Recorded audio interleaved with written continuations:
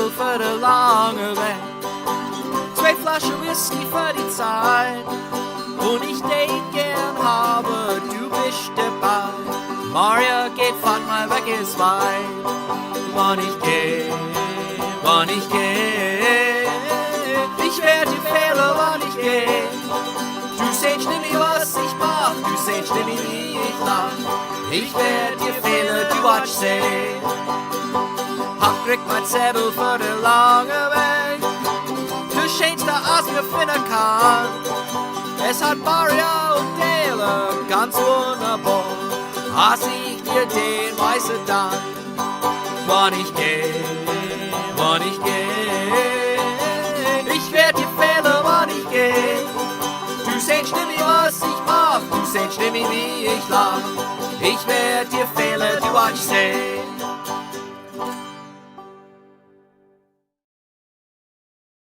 Well, good old lieber Leid. Good evening, dear people out there in internet land. We are back, a brand new episode of PA Dutch Live, the August 2026 edition. Don't know better. The year is more than halfway round. I don't know where the time goes, but it's going. And it's like a friend of mine just said, if it stops, that's not good. So we're going to hope the time keeps rolling. If this is your first time joining us here, either on the YouTube channel or over on the Facebook page, welcome. If this is your 85th time joining us, welcome as well. No matter where you're joining us, whether it's on the Facebook page or on the YouTube channel, get in the comment section and let us know where you're joining us from so that we can give you a shout out and we can see where the show is all being enjoyed this evening. We already got people know the drill because a bunch of people already got stuff going in the chart. So let's give some shout outs to Gary Weaver. Hi from Egypt, Deanna and Gary. Hey, it's great you guys join us almost every month. Son of a gun, great to have you guys joining us from Egypt, Pennsylvania. That is. The Wismessers are joining us from beautiful downtown Fleetwood. Keep picking that banjo there, boy. Keep picking that banjo. Seth Mo, Gute Owit, Doug und jedermann aus Hayes und Dumbich, Durham, North Carolina. Hot and humid North Carolina. Hey, you can keep it down there, Seth. Enjoy. Jeff Marks, Gute Owit von Cybark Spotshaus. Oi, oi, oi. From the Pig Mountain Hotel. Pig Mountain. Jeff, you got to tell me where that is. I've never been there. Jeff, it's good to have you joining us. Ed, hello from East Penn Township. All right. We're all over the Pennsylvania here tonight. And down south, we got coming in pretty far. Randy Howerton, Hal, checking in from hotter than H331, South Central Texas. Great to have you joining us, Randy. Donald Moyer, H. Moon in Midlothian, Virginia. We got Virginia in the house. Bill House Dilberg joins us every month from Gouda, Yarrick County, York County, Pennsylvania. Norman Jung staying up after midnight. Gouda Owit Aliepa from Germany across that beautiful ocean. Norman, thanks for staying up as always. And our other good friend across the ocean staying back up, Gouda Owit from the Pods. Back to school, Doug. Andy, did you have to bring up such a negative comment so early in the show? Seriously. In all honesty, everybody, tomorrow is my first day back as teacher only. It's teacher day in service tomorrow and Friday. Kids come back on Tuesday, Dienstag, but we'll let that go for now. Thanks, Andy. Are you back to school yet? You teach as well. Hi from southeastern York County. I'm trying to figure out Angela. I can read. Angela Hannah, thanks for joining us from southeastern York County. We also have Darvit New, Gouda Dog Doug from northern Connecticut. Hey, thanks for joining us. Our good friend Dolly Moyer joins us every month from beautiful Fleetwood in beautiful Berks County. Everything's beautiful down there. We have Nancy McMurdy from Williamsport. Hey, that's just up the road, Nancy. I was in Williamsport last night for the Little League World Series parade. That town's hopping for these next couple days. Thanks for joining us. We also have What's Up Buttercup 9537. Hello from Harlesville, North Carolina. Population 82. Holy moly. Well, thanks for joining us, man. Holly Reed, Annapolis, Maryland. Gouda Numi Dog. Well, Gouda Numi Dog to you, Holly. Thanks for joining us. Dan Nyland. Dan, hello from Glen Mills, Pennsylvania. My ancestors are the Heiseys from Lancaster County. Now, there's a last name that's pretty popular in Lancaster County. Thanks for joining us. Rose Knife, V. Bish Stew from Pocono Lake, Pennsylvania. Thanks for joining us, Rose.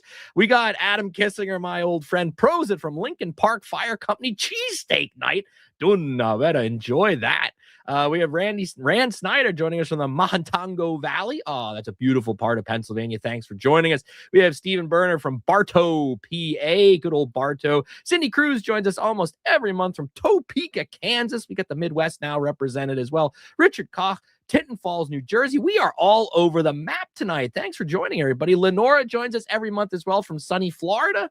Randy saying, rooting for Texas in the Little League World Series. Well, I get that. But you know, Pennsylvania's a team in the Little League World Series this year, too. Jeff Mark says, Cy Barks, Watts House. Oh, Mont Pleasant, Barracks Condi. Oh, that's a nice place, Jeff. Enjoy. Is it cheesesteak night there, too? And then finally, Ed from Delaware joins us as well. Oh, and Pamela just jumped in there. Pamela Klein from Higgins, Pennsylvania. Boy, we got a lot of people. Thanks for letting us know where you're joining us from. It's nice to see where we're all broadcasting. I'm not done yet. Barb just joined from St. Albans, Vermont.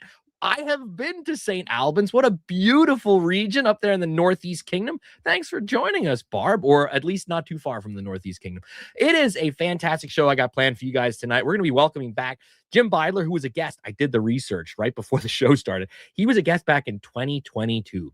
A lot has changed since 2022, but Jim hasn't much. He's still Jim, and he's got some great knowledge he's going to be spitting with us. But I also have Katy Bodenhorn joining us as well. We got a fantastic show planned. They're in the green room just itching to get into this show. So we're going to be talking about all things PA Dutch genealogy. Oh, and I know as Pennsylvania Dutch people, we love our genealogy. We're all obsessed with our ancestors. At least I was growing up. I'm sure a lot of you were too, or you've gotten into it as you've gotten older. They're going to tell us, what is it like to be a genealogist? How does this even work? How do you research somebody that's been dead for 150 years? We're going to try and tackle some of those ideas in tonight's show. But first, we got some announcements, some things for your calendar. For your Pennsylvania Dutch calendars, a lot of things going on here in the fall coming up. Real quick, Purnell Stout from Annapolis, Maryland. Gouda Obit. Well, Gouda Obit, Purnell. But first off, every month the show is brought to us by some entity in the greater Pennsylvania Dutch community. And this month's episode is brought to us by the good people at the German Society of Pennsylvania. If you've never been, it is located in Philadelphia. This is their building on the outside. It's up in the northern part of the city. They have a fantastic library. Beautiful. It's worth a stop. Every year they host the Philly Beer Festival in February. That's a great reason to go down and visit too. But they are good people. Check out their website to learn more about the German Society of Pennsylvania, not the Pennsylvania German Society. That's a different organization. This is the German Society of Pennsylvania. But now let's get to some calendar things. First off, I have some opportunities for those of you that want to learn Pennsylvania Dutch. I get a lot of those questions. Hey, how can I learn the language? And of course, all the stuff that I have out there, but there are other people out there doing good work as well. First off, our good friends at the Berks History Center are starting up their fall semester of Pennsylvania Dutch language classes, both in person and on Zoom. So it doesn't matter where you live, as long as you have access to the internet, you would be able to take these classes. They have a beginner's level, an intermediate level, and an advanced level. I know the people that teach these classes. I know the curriculum. It is good stuff. To learn more about registration opened a couple days ago, but it's still open. Classes start, I got to look, that's pretty small fine print here, sometime in September. But you can get all the information if you go to the Berks History Center's website, which is berkshistory.org, I think. Just Google search Berks History Center. There's a separate tab on their website for PA Dutch classes. Check that out. And our good friend Luella Sibo, who has been teaching Pennsylvania Dutch at Lehigh Carbon Community College the last couple of years, is also offering a brand new section of Pennsylvania Dutch Level 2. And this is all on Zoom. So again, it doesn't matter where you live.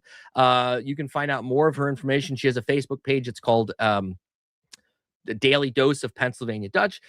She also goes by Easy Deitch, the letters E and Z. You can find her stuff online. She just announced this here recently. The classes will be starting in September. So if you'd be interested in signing up for her classes, check out her stuff online. Now, stuff for your calendars.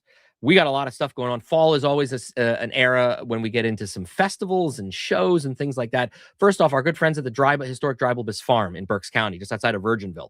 They have their annual farm festival. It's coming up this weekend, Saturday, August 22nd from 10 to 4. $5 to park your car, but free once you've paid your parking.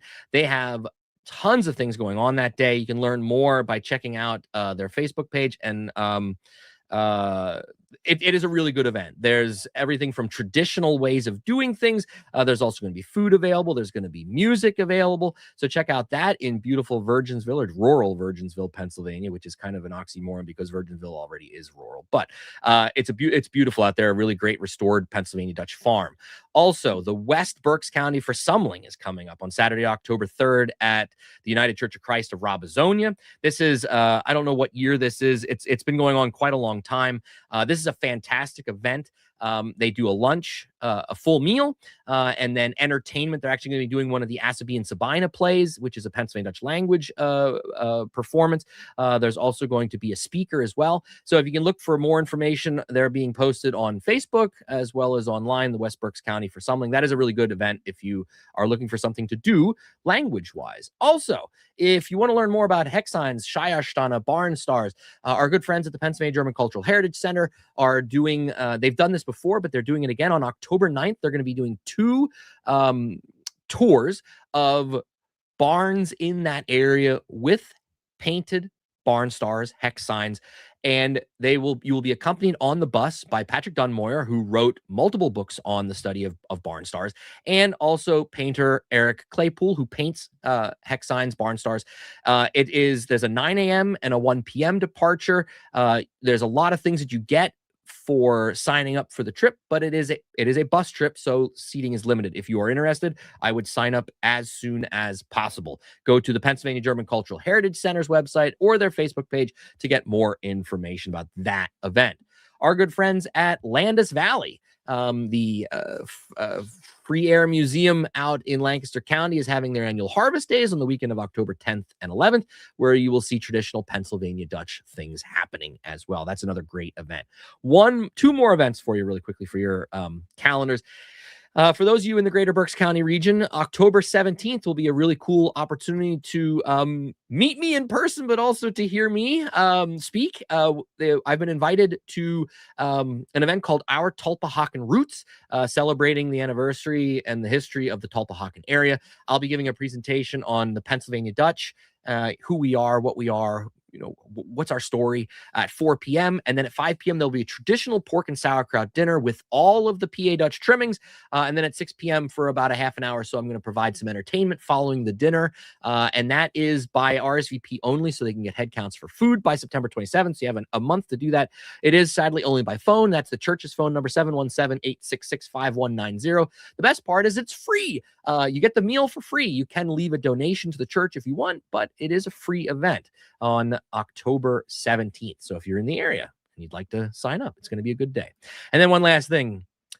I know it's crazy. We're thinking about this, but Halloween is right around the corner, and that means the annual King Frost Parade in beautiful downtown Hamburg will be taking place this year on Halloween itself, Saturday, October 31st. If you've never been, it is worth the trip to Hamburg. It truly is. This traditionally old Pennsylvania Dutch parade ushering in King Frost. He's always the first guy, the first float in the parade. It's really cool. So check it out. Every month, we like to do a hee-haw style salute to some town in the greater Pennsylvania Dutch community. And this month, we do our salute to Quarryville in Lancaster County, Pennsylvania, founded in 1791 with a population that the newest I could find was 2,843 there in beautiful Lancaster County. So as they said on Hee Haw, salute. Real quick, we have a couple people that joined us. Our good friend and my distant cousin, Carol.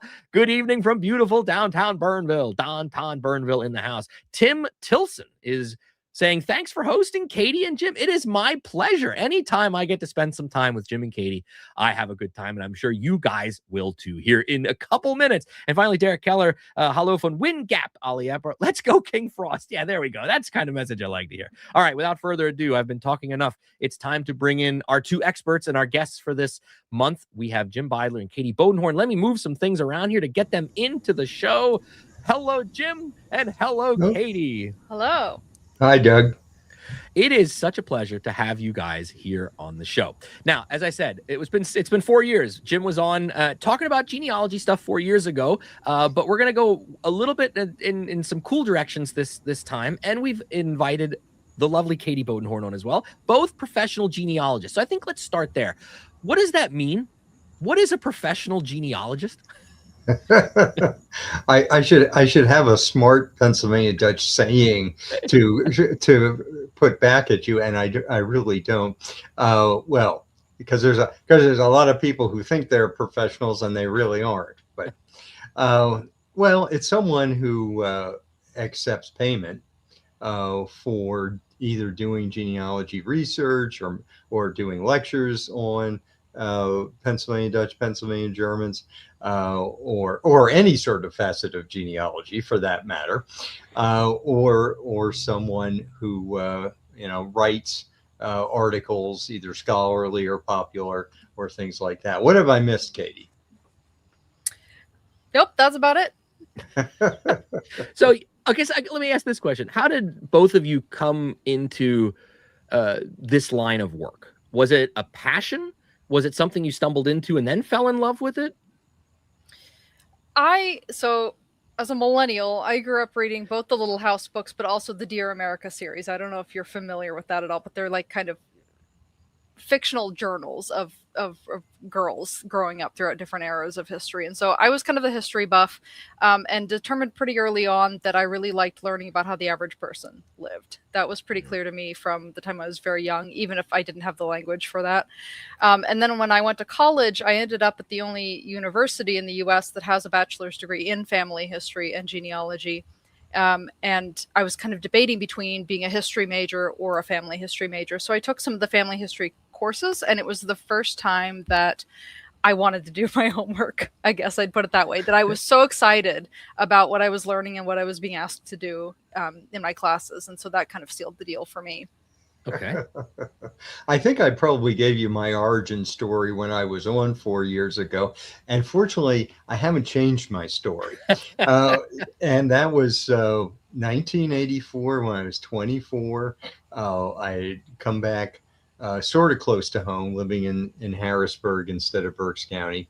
And my mother was working on a 250th anniversary history book on Bern Church, where she was seventh, and at the time I was eighth generation members. And as we were working on that, we had one line, the Heaster family, that's kind of locally famous that we knew back to an immigrant, and kept coming up with surnames of the spouses of the Heasters, as people who were elders or on a building committee or whatever. And so I rather famously said, well, we only lived a mile from the church. I said, well, I think I'd like to go down to the old graveyard to see if there's anything else I could find. Well, I get there and I find Peter Kirshner, who was on the original committee that formed the Union Church in the 1830s, and our second great grandfather. And then a few rows over is his father. A few rows further over is the next father. And I never came back from that graveyard. Yeah. Yeah. It just went on from there. Okay, so let's you guys have some images that you'd like to share with us and kind of walk us through. So somebody that, I'm sure there's a lot of people watching the show or know somebody that is really into their family genealogy, and maybe they've opened up an ancestry.com account or something along those lines, or they did the DNA test, or maybe they have an old family Bible and they're somewhat interested in learning more, or they've done some research. But when you guys get into it, you get deep into this stuff. So I'd love to go through some of these images that you're going to share with us and talk about, as you're doing research, either for your own family or if you're doing this for somebody else who's paying you. What does this process look like, and what are the types of things you're going to encounter as you're doing that research? And let me just also say really quickly, why the Pennsylvania Dutch? There's tons of stuff out there.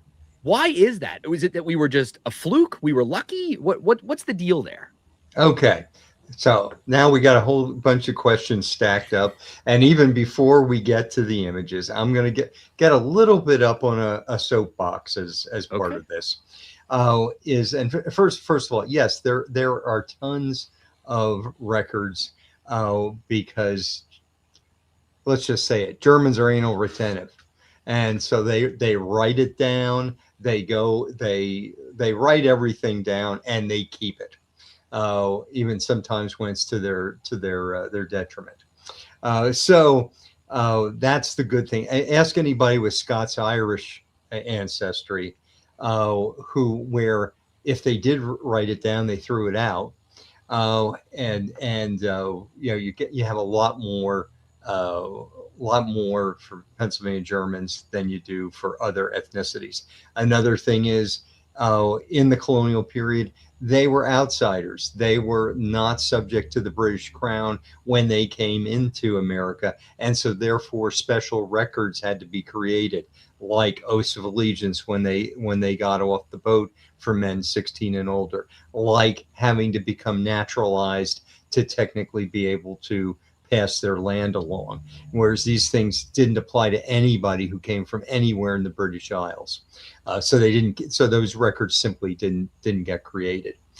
So I think that has a lot to do with the volume, and over time, through you mentioned in passing the Pennsylvania German Society, organizations like that published, transcribed, translated, published a lot of the early records.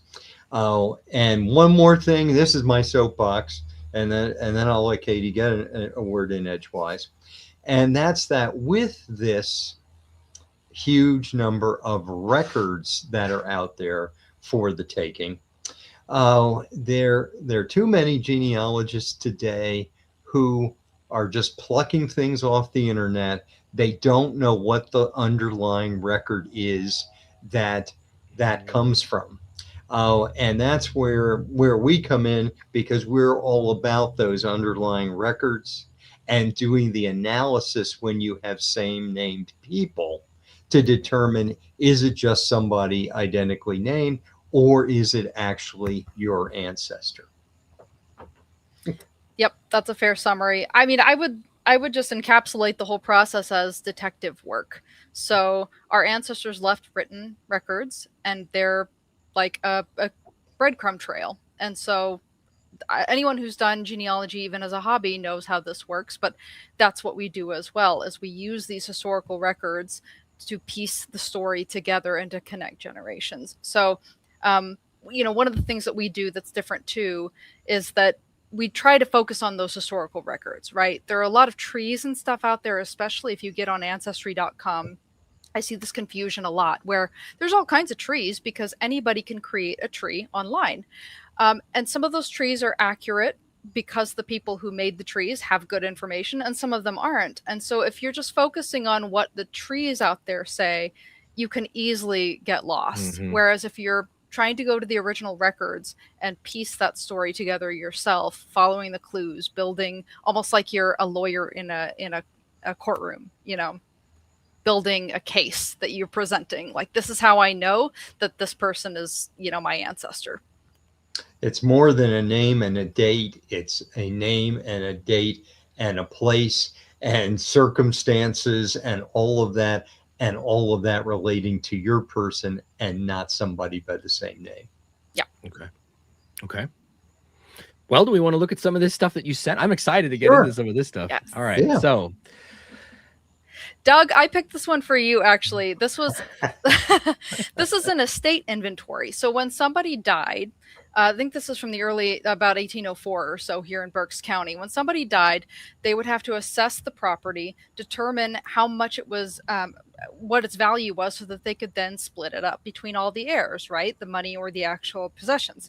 So an inventory was created that would list all of the person's possessions.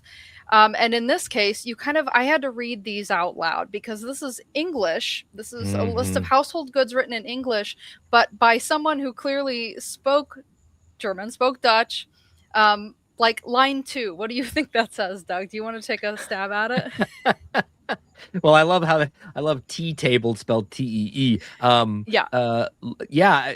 At quick look, looking lass. Looking class. Oh, that's a K. It's a C-L-A-S-S at the end. Ah, okay. It's a double S, but yeah. Looking class. What do you think? Looking glass mirror, for example. Yeah, okay. And then 2 lines down, you have C-H-I-R-T-S. Shirts. Yeah. Shirts. Shirts, maybe. Yeah, maybe. Yeah. So this is a document that would have been a legal document from for the county that they lived in, or for the state Commonwealth of Pennsylvania. For the county. Yep. Okay. Okay. Yep. So when you encounter, I mean, real quick question, Katie, because we're talking about this, when you're encountering something like this, and this happens to me too, when I look at old Pennsylvania Dutch handwritten documentation stuff, there are times when, because spelling wasn't uniform, or depending on the education level of the person writing the document, etc., there are times where I find myself having to say stuff out loud as well to work through this. Yeah. So just real quick, like how many, like, handwriting alone, have you had to train yourself to be able to decipher handwriting from the 1700s and 1800s? Yeah, I mean, some of it just comes with practice. I don't want to say that you have to have some kind of formal class. I did, and it helped a lot. I took classes in English paleography, and then in college, I was actually focused a little more on Southern Europe and Latin America at the time. So I took a Spanish 18th century handwriting class too. But and there are places like genealogy conferences where you can take those classes and workshops if you really feel like you're rusty with it. But a lot of this really does just come from practice, from knowing cursive. And honestly, the cursive we learn in school, I hear a lot of people say things like, oh, they don't teach the kids cursive anymore. But realistically, a lot of the cursive that's in these old documents is not really that similar to the cursive that I learned in school. So it is still something you just have to practice at. And that rote repetition is going to make you better at it. And then at a certain point, you get to the German cursive script, which again is completely different. And I mean, it wasn't too uniform until the late 1800s, which is way after our people came over. And so you've really got a learning curve there. So just out of curiosity, so you come across a document like this, right? Besides finding out what this ancestor's possessions were at the time of their death, how else can you utilize a document like this in your ancestry research? So part of the reason this is helpful is that it gives a clue as to the ancestor's socioeconomic level. So, for example, I've run into this a lot with client research. If your ancestor was a dirt poor farmer, and I'm investigating all the possible fathers in the county, and one of them's a super, super rich guy, I'm not saying it's impossible, but that puts him low on the list of possible fathers to me. And you can tell by looking at an inventory like this how wealthy someone was. Do they have a bunch of fancy furniture? Do they have rugs? Do they own a bunch of books? Or are they just like, I have a couple shovels and a wagon? And, you can kind of tell by looking. Sure. And in truth, the inventories, they're nice for all these things Katie is saying, but they're maybe one of the lesser helpful items in a probate or estate file. And if we go on to the next image, we'll find something really cool that Katie will tell us about. Yeah, so, well, and I should back up and say, when we're talking about these kinds of records, we're talking about probate records. So all of that category of records that were generated when a person died and their stuff had to be dispersed to the heirs. So wills are kind of the one that most people know about, and they can be the most useful because it's usually the person who's about to die writing down everything that he wants or she wants to happen with their stuff, and it often lists all the heirs. So in this case, most of the time children, but sometimes grandchildren or in-laws. And that can be useful for connecting the generations, but I included this one here too because occasionally you get some family drama out of it as well. So this is from a guy, I believe, named Anthony Faust. Late 1700s, I believe. And so I'm going to just read from this to tell you this was in his will, letting you know what he felt about some of these family members. He says, as my defunct son, so his deceased son, Philip Faust, was forced to be married to a good-for-nothing girl of the name Elizabeth Ulrichen, and because my said son during his lifetime never the child which was brought forth by her would recognize as father, therefore it is my will, and I bequeath with this to the said child, which is a girl, out of my estate the sum of 5 shillings and no more. And then at the bottom, but the widow of my said defunct son shall never receive anything of my estate. So, And it should be pointed out that 5 shillings is kind of the up yours amount. That instead of completely instead of completely not mentioning at all the person, where they might file a caveat to the will and say, oh, they really meant to leave something. Obviously a document like this makes it very clear that there was no omission. So another question for you guys, if someone's doing this research and they're trying to find probate records, where are these records kept? They're typically, so the originals are usually at the county courthouse of the county where the person died.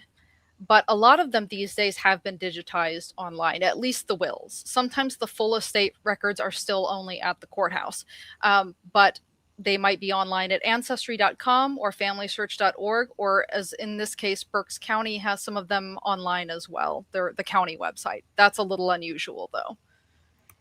That's a fantastic piece. When you first sent this, I read it and I laughed out loud. Just like, it's that is a fantastic document there. I mean, you're not, especially in this era, this early on, you're not getting too many documents that give you a lot of insight into your ancestors' personality or their the personal life situation stuff they had going on. But this is a good one.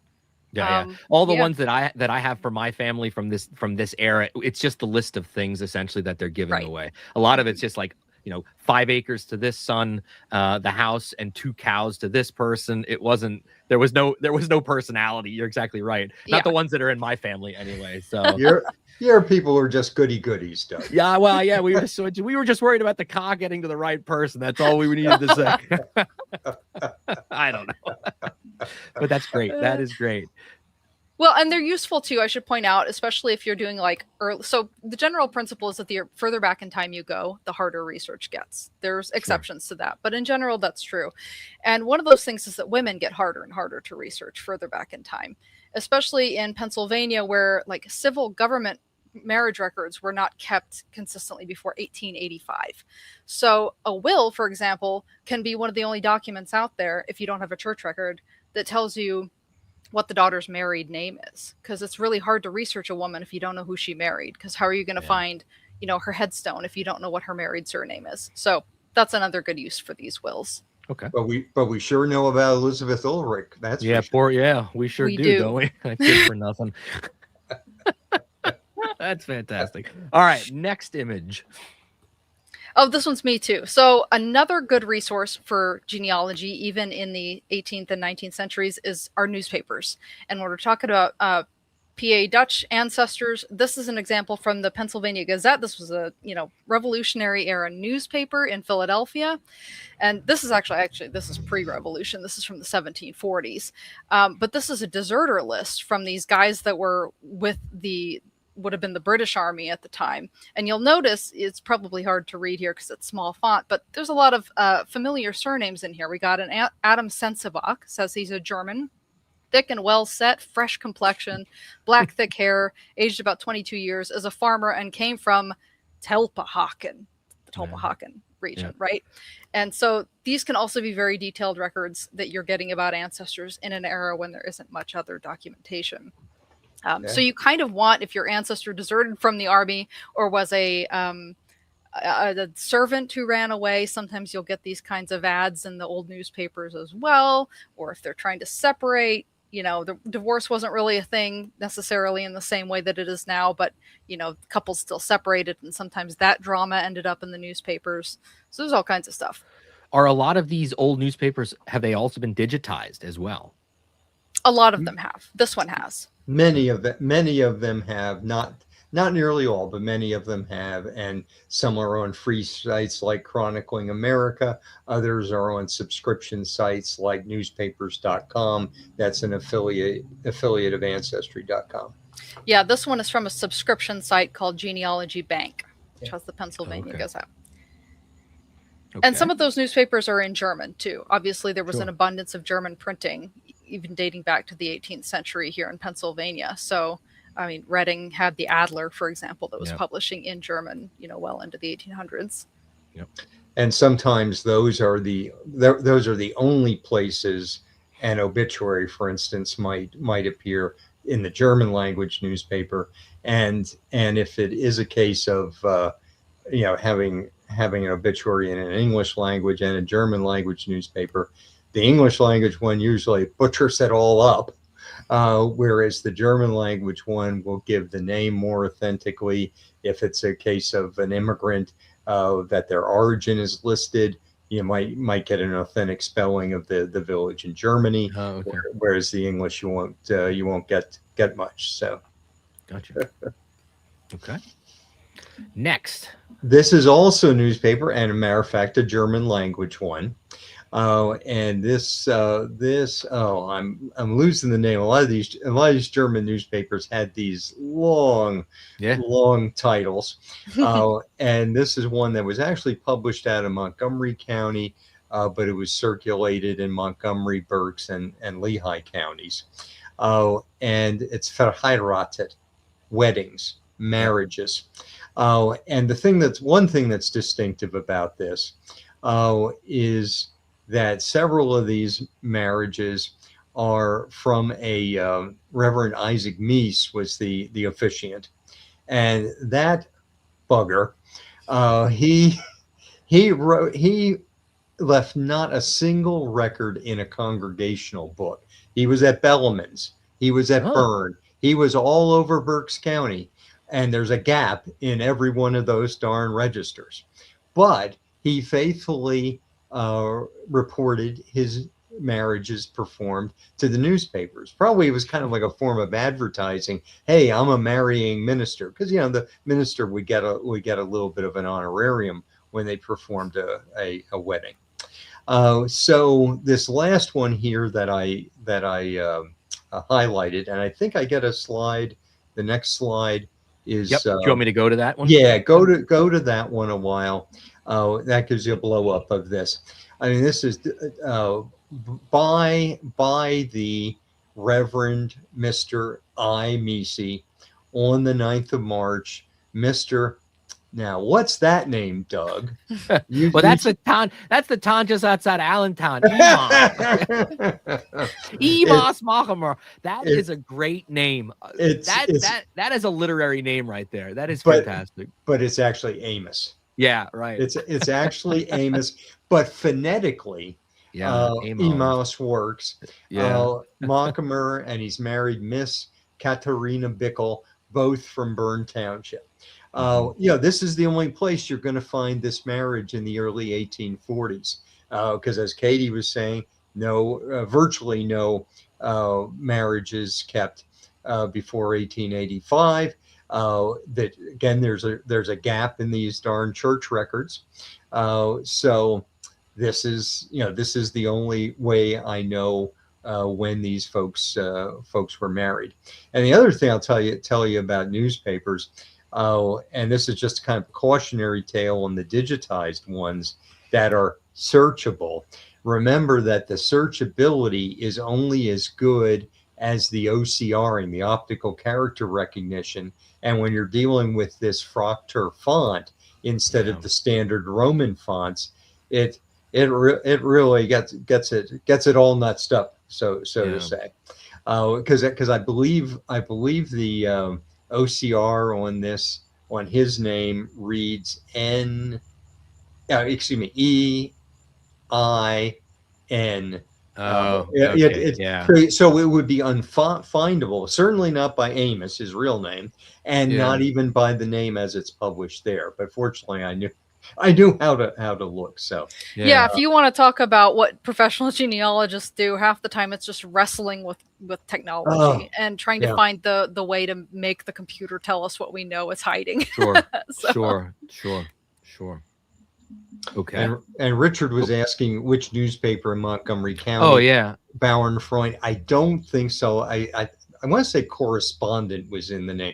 This is one that is on Chronicling America, is one of the German language newspapers from PA, because I helped select it for digitization. So, but I can't remember the darn name. So and Brian says here, true. If you walk any of the old cemeteries in Pennsylvania Dutch country, whether Berks County, Montgomery, Bucks, and you get to those old sections of the cemetery where the tombstones are still in German, this type of Fraktur lettering you'll see. So if you can kind of practice getting used to reading some of these, because it takes a little bit of practice and getting used to. It's like anything else.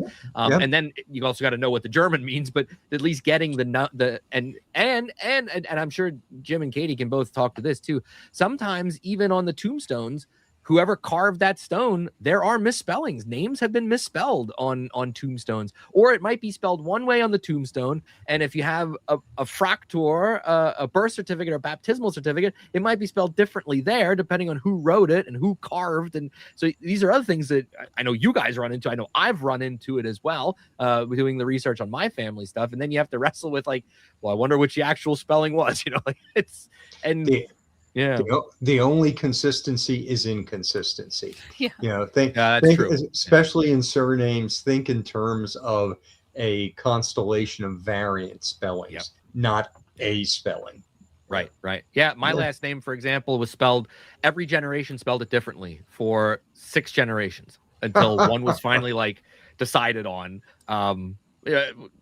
It's just those are things to watch out for. Anybody out there that's gonna start doing some of this work, there's things you'll run into, right? So, and you got to remember too that in a lot of cases, especially if your ancestors were not literate, it wasn't that they were deciding how to spell their name. This is how their name was being written by other people, clerks and ministers and such. It's kind of like if you go to Starbucks, quoting my friend Jen Schaefer, who's a genealogist, if you go to Starbucks and they misspell your name on the coffee cup, you didn't change the spelling of your name. Somebody just wrote it down, differently. So, people get a little bit hung up sometimes on name spellings and think, oh, this can't possibly be my ancestor because it's spelled slightly differently. But spelling wasn't standardized until it's kind of a 20th century thing, actually. Yeah. So Luann has a genealogy question, I guess, for you guys. How can I find out why someone put a picture of a soldier stating it's my grandfather and he favors my grandfather, but I don't see any record of him in World War I don't know where, if Luann, you have to tell us, like, was this on ancestry.com or somewhere, some other place? Yeah. Why don't you email us, Luann, on that? And we'll respond to that, because there's a whole lot of different ways that could be wrong or right. Okay. So sounds good. Luann, I'll get you their contact information there towards the end of the show. Please. All right, images that a lot of people watching this show are familiar with, but what can they tell us, right? Yeah. This is my generation by generation Fraktur collection. I have 4 consecutive generations that I own and a 5th one that I know exists. And the thing that's kind of cool about it is it kind of walks you back through the evolution of Fraktur. Because the one on the left here, that is my grandfather, my mother's father, Walter Heister, son of Thomas Heister. And you see that one's everything except the infill is printed in. It's not colored at all. I mean, it's kind of a cream colored paper. This is kind of a factory Fraktur, so to say. And it's from the late 1800s. I'm pretty sure this one, the pastor who baptized him would have had a supply of these, and then would have written in the infill and given it to the parents as a keepsake for the child who was baptized. So this is kind of the final and to me clearly the least sexiest of part of Fraktur. I don't think I've ever heard Fraktur described as sexy in any context Katy, before. 100%. I need to get out more, I guess. Well, now you have, and I'm not going to tell Lisa Minardi you said that. Yeah, right. So then on the right-hand side, we have Walter's father, Thomas Heister. We have his Fraktur, and I apologize, it's tough to read. The ink has faded quite a bit on that one. But the several things to note about this one. This one is still, I believe, still hand colored, and this one was done by the infill was done by the same person who did the infill of a prayer book that's in my possession. So this Heister family had Proctor done for each of their children by a scrivener. And he at least did the scrivening. He might have colored in the Proctor. I'm not absolutely sure whether that's hand colored. It could also be mechanically colored. And I think if we go to the next slide, then I have a slide of that prayer book. This is, again, done by a scrivener. I believe he was Gottfried Schmid is the name. The late Corinne Ernest, she was kind of the leading expert on Proctor, and her legacy was a third edition of her papers for birthdays that lists all the Proctor artists and scriveners. And so I was able to track down this Schmid guy. He identifies in the prayer book they did it. So anyway, this is kind of a step where they were doing both family Bibles, the scrivening on both family Bibles and on Proctor. So then if we go to the next slide, we go, the one on the left is definitely hand colored. That one is hand colored, as well as, of course, the hand infill. And I believe the name is Francis Lavon that was that Proctor artist. And this is of Harrison Easter, father of Thomas. This one gets more artistic as we're going back here. Like I say, definitely hand colored, is a wonderful piece that I had for this second great grandfather. And then on the right hand side, that is Harrison's mother, Katharina Kramer Heister. And the thing is kind of interesting about this one is we don't know when it was produced, other than it wasn't done contemporaneously with her birth in 1806. And the tell on that, if we go to the next slide, is that it was printed by Johann Ritter, who only started printing Proctor backgrounds in the 1820s. So it couldn't have been contemporaneous. It had to be done after the fact. And that's the thing when you're dating Proctor. And we say, well, why does that matter exactly? Well, obviously, the closer it's done to the event, the more accurate it is likely to be. And likewise, if it's done decades later, as this one obviously was, you have to take the information on it, the birth date, etc., with a little bit more of a grain of salt. Katharina, she was the daughter of Johannes Kramer. And then we go to the final slide, and this is aspirational. This is done by a Reverend Daniel Schumacher, who was a renegade Lutheran pastor and Proctor artist. His better work was his Proctor, is what has come down to us, rather than his pastoring. And this one I know exists because Corinne Ernest sent me this photocopy of it. But unfortunately, years ago when she did that, I wasn't that interested yet. And when I went to the antique dealer where she had found it, it had already moved on, and I haven't been able to locate it. But this is all hand done. There's nothing, no mechanical background, no printed background on this. And this one you can see is somewhat water damaged.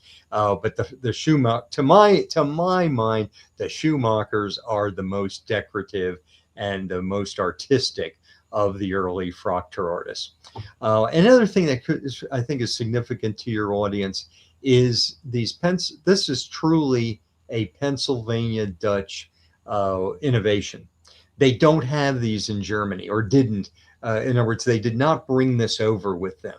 There was a sort of predecessor thing called a Gettelsbrief that late Don Yoder had researched and found was done kind of as a baptismal keepsake to the baptismal sponsors. But Proctor began in Pennsylvania, in the Pennsylvania Dutch, in Pennsylvania, really in the Reading area. Schumacher is considered one of the first artists of it.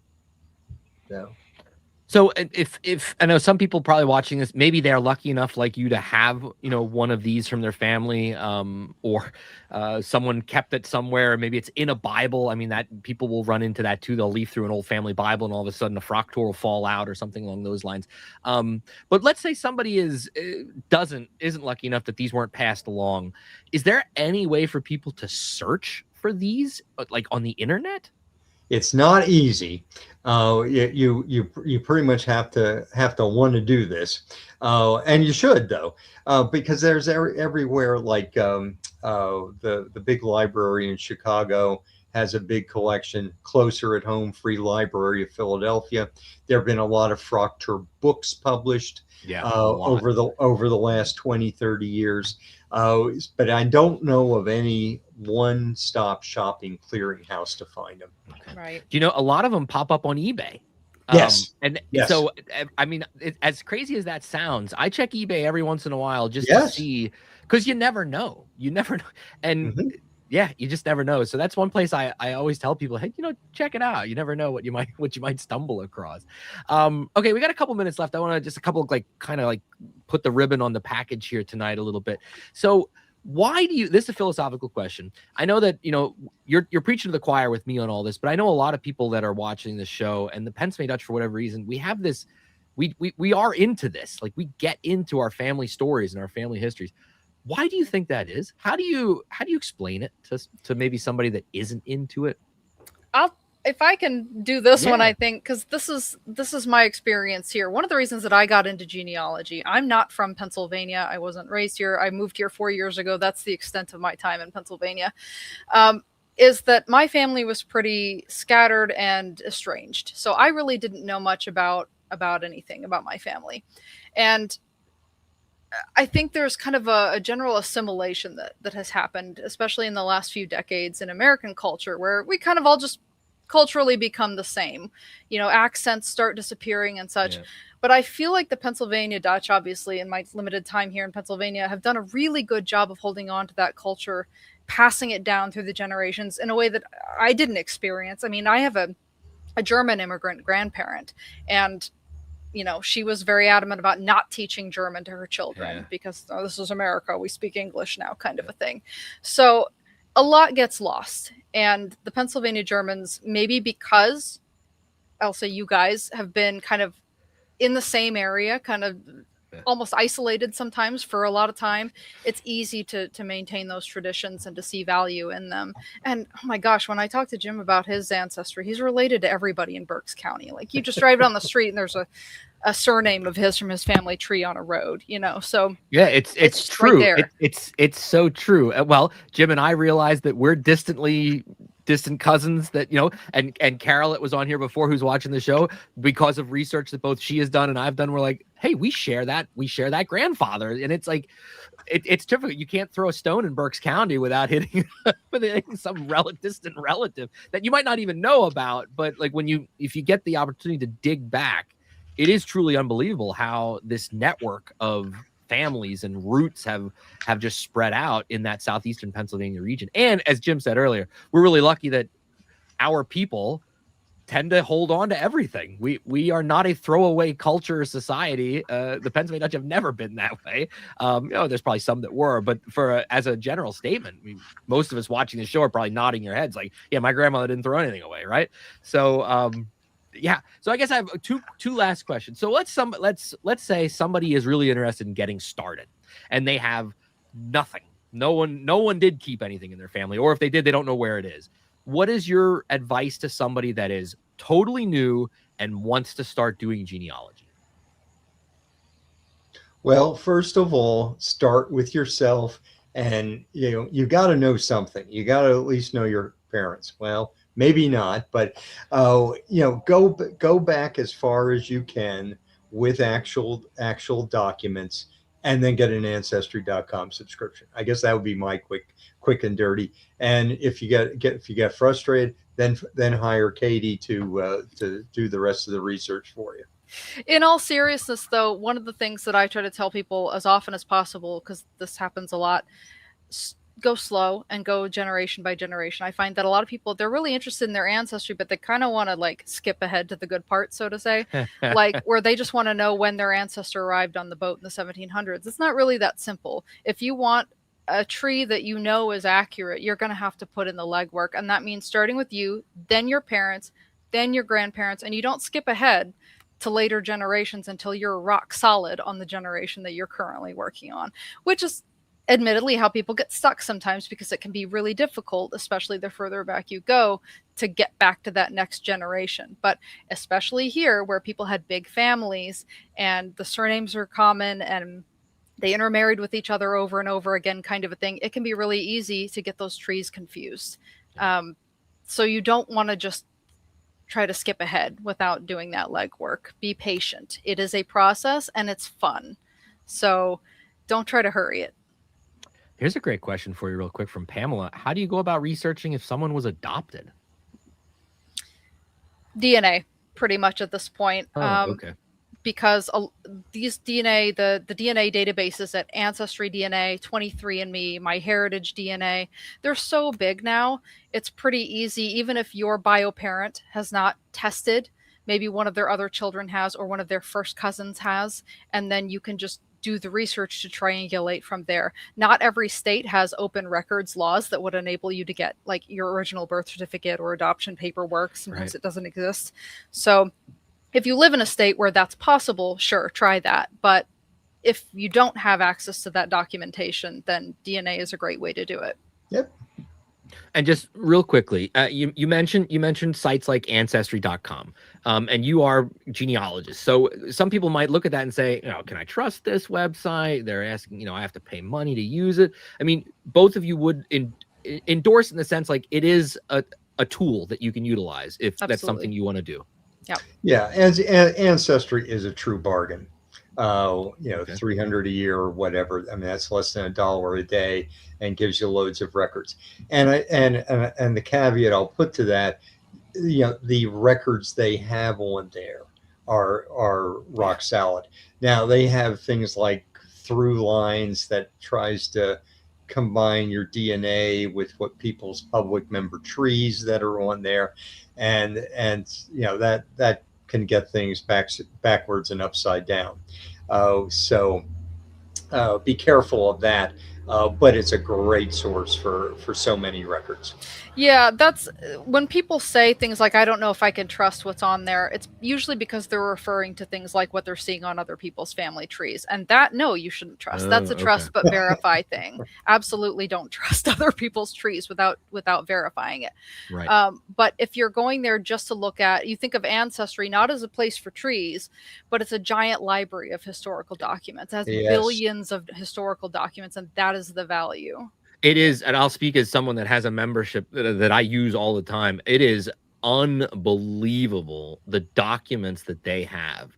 And with AI and everything that's happening now, how quickly, once they realize Barbara Smith was your fourth great grandfather or great grandmother, and the next thing you know, you get a notification. Would you like to see her death record? Would you like to see her? It's just, it is unbelievable. I will admit it for some people up front, it might say that's a lot of money, but if you're serious about doing the research and trying to get information, it is a bargain, and it is unbelievable. I've come across documents that I never ever would have found. No. And they were handed to me essentially, like, here, check this out. Like I didn't even have to go looking for it. They have an algorithm. And hey, you know what? Crazy. If you want to dip your toe in and you're not sure, or you don't have the finances right now to commit to Ancestry, FamilySearch.org is free. It's 100% free. You do have to have a login. You have to create an account. But it has some of the same things that Ancestry has, like all the federal censuses are in both places, and you can get them for free on Family Search. Ancestry has some things Family Search doesn't have, and vice versa. But Family Search has a ton of stuff that can really get you started without having to spend any money on it. Yeah, that is a great site too. All right, so last thing to get you guys to plug your stuff. So if somebody's watching this, like, I don't want to do the work, I want somebody else to do it for me. What's that process look like for somebody if they would want to hire Katy, for example, they want to hire you to do some work. What is that? Is it simply just emailing you, and how does that process work for somebody that's interested? Yeah, you can just email me and let me know what it is you're looking for me to do, and we can talk about. I bill in chunks, so I do a project in time span, so usually 20, 30 hours of research. I give my clients reports on my findings with citations and copies of the documents. So you can email me. I do have a website, which is kbgenealogy.com. So the letter K, letter B, and then genealogy.com. You can Google me at this point. I'm kind of on a lot of places on the internet now. So just reach out. Yeah. And Jim, you want to talk really quickly about some of your books that you've written about this subject? Yeah. I have two that have gone into second editions: Trace Your German Roots Online and the Family Tree Historical Atlas of Germany. And they're both available from Masthoff Press. Quite updated from don't tell me you have the first edition, because that's not good enough. And then in the coming year, I'm going to work on a second edition of my first book, the Family Tree German Genealogy Guide, the basic German genealogy text, as well as the Family Tree Historical Newspapers Guide, updating that, which is the only commercially published book on historical newspapers. Real quick, Rachel said something here that I want to just talk about. Will this be available for replay? Because I missed the beginning. Yes, Rachel, this goes for anybody watching. Of course, this episode will be archived on my YouTube channel, and you go back and watch. You can even go all the way back to 2022 and watch Jim's original episode with us. So they are all there. You can, and for those of you that just want to wake up with me tomorrow morning with your cup of coffee and rewatch the episode, you're more than welcome to do that as well. I will link Jim and Katy's stuff in the show notes, and I'll put that on the YouTube channel as well.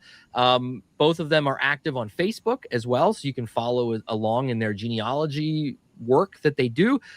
Really great quality stuff there. So Jim and Katy, I can't thank you guys enough. You're good friends of mine. I knew that this would be a fantastic show. The work you do, how much it means to me as someone that's really big into genealogy, and of course the love that you guys have for our culture and our history and all that stuff, and my distant cousin Jim.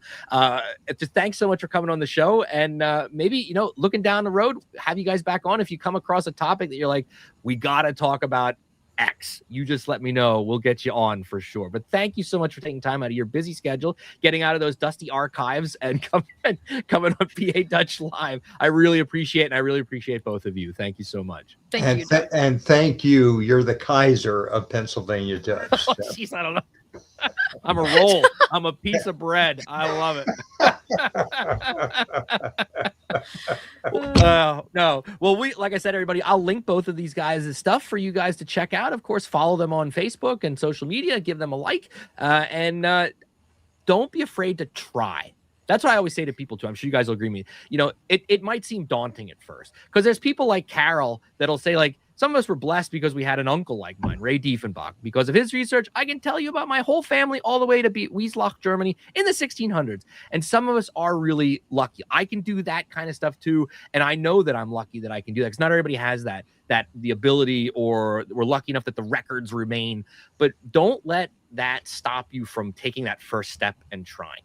It's fun. Have fun with it. It is fun. It really is fun. You find out people's middle names that you never knew. And it's like, I never knew my grandmother's original middle name because she changed it when she got married. But doing the research, and I never asked her about it because she passed by the time that I found this original middle name out, I was like, oh, damn it, I wanted to say that to my grandmother, and she'd already passed. But like little things like that bring you joy. You're right. It can be really fun, and it's addictive.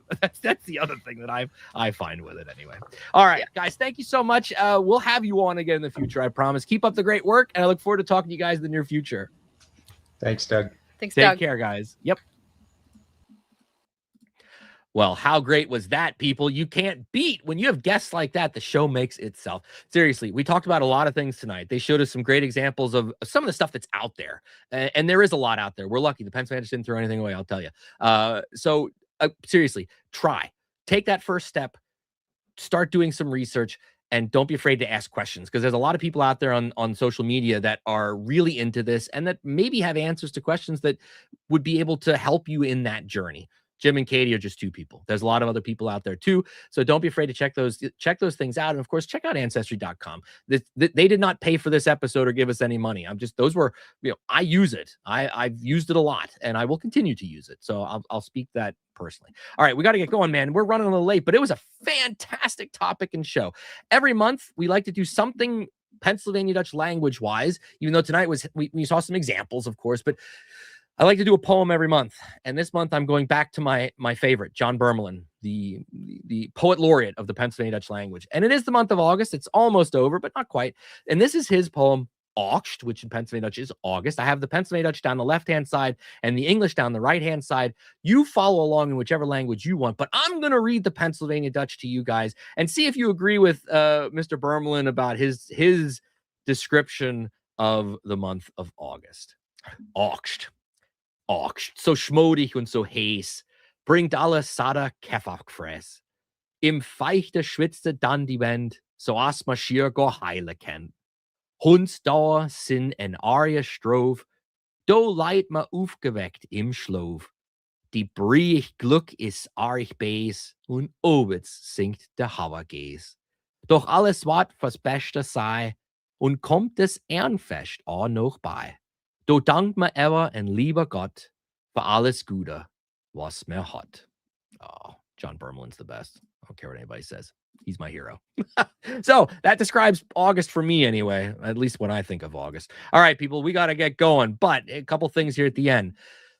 You're looking for a gift? Check out our merch shop, Zazzle.com/PA Dutch 101. I just uploaded some brand new stickers and magnets that say Pennsylvania, PA Dutch, PA German. I have some that just say Deutsch. You could stick, the magnets you could put on your car to show your PA Dutch pride as you're going down Route 61 there in Berks County or wherever you live. But we got tons of shirts and all kinds of things on the website there. So check it out if you're looking for a gift for yourself or you got a birthday coming up or Christmas isn't that far away, people. I hate to say it. You can get things like baby onesies and bibs and play more Boomba. We need more Boomba in our lives, people. Make the world a lot better. I've been to Charlottesville, tons of stuff there. Check out the website. Have pictures of friends here that are wearing our stuff. Actually, a friend of mine and a friend of the show was just in Switzerland. He got sent over for an event that he's a fifer and he was invited to a fife festival. And he's a Pennsylvania Dutch boy and he has one of my t-shirts that say Donnerwetter across it, which for those of you that know, it means thunderstorm, but it's also a way of swearing in Pennsylvania Dutch. Well, he wore this in Switzerland. He was in Basel, Switzerland. And he showed up at the first rehearsal or the first day of the event. And these Swiss people thought this was the greatest thing in the world that he was wearing a Donnerwetter t-shirt. And he told them where he got it. So hopefully we're going to have some sales from some people in Switzerland here. But I mean, seriously, check out the website, Zazzle.com/PA Dutch 101. If you like what we're doing here and you'd like to financially support what we do, there's two ways you can do that. You can buy me a coffee at buymeacoffee.com/Doug Mainford, or you can become a monthly patron at our Patreon, patreon.com/PA Dutch 101 for as little as $1 a month. What can you do for $1 a month? Come on. You can support Doug and his Pennsylvania Dutch work.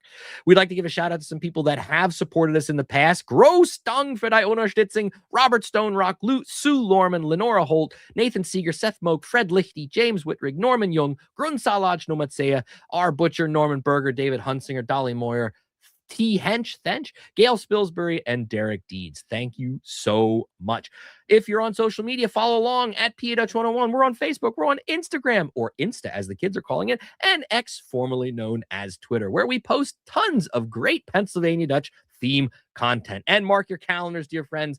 Our next episode of PA Dutch Live will be Wednesday, September 16th, just a little under a month from today, where we will be welcoming on Sean Gladden and Jennifer Royer. Both are associated with Landis Valley Museum in Lancaster County, but Jennifer just recently did a whole display there at Landis Valley on the Pennsylvania long rifle and the artwork of those rifles. And she's going to be talking about that, showing us examples of it, and just how important and why the Pennsylvania German gunsmiths of the 1700s, why their work was so important and what legacy it has left even into today.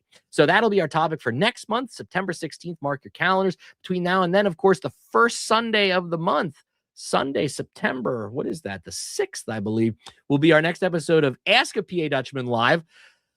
We have a little fun on there. If you haven't checked that out yet, my good buddy Chris and I, we answer your questions in real time with good Pennsylvania Dutch common sense. What more could one ask for? What more could one ask for? So join us Sunday, September 6th at 6 p.m. right here on the YouTube channel. And then 10 days later, join us on the 16th for our next episode of PA Dutch Live. It has been an absolute pleasure to be with all of you and that you take time out of your busy schedules to spend some time with us here on the channel. It means a lot to me. And yes, as somebody mentioned before, new doors are opening. New school year starts next week. I'll be back to work after my summer vacation.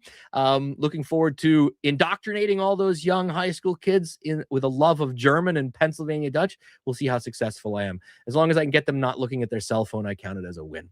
Till next month, dear friends, or whenever I see you guys, we'll have a new Pennsylvania Dutch Word of the Week on Friday coming out. That's just 2 days away. But till whenever I see you again, take care, dear friends. And as we say in Pennsylvania Dutch, what do we say? You know what we say. We say, mach's gut.